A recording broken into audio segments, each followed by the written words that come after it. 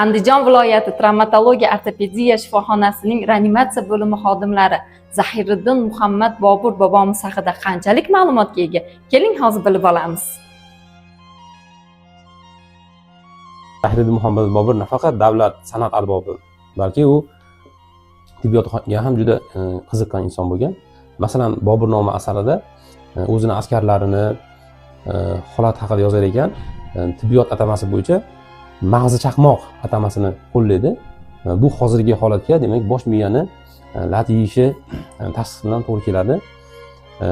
Ushbu holatda qanday birinchi yordam ko'rsatish kerak, ularni qay tartibda davolash kerak, tabiiy giyohlar haqida ham Boburnomada ko'plab ma'lumotlar berib o'tgan.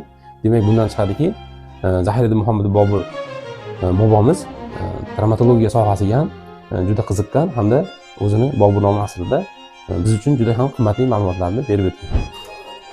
Zahiriddin Muhammad Bobur 1483-yil Andijonda tavallud topgan. Zahiriddin Muhammad Bobur Amir Temurning 5-avlodi. Zahiriddin Muhammad Bobur 1519-yildan 1525-yilgacha Hindistonga 5 marta yurish qilgan.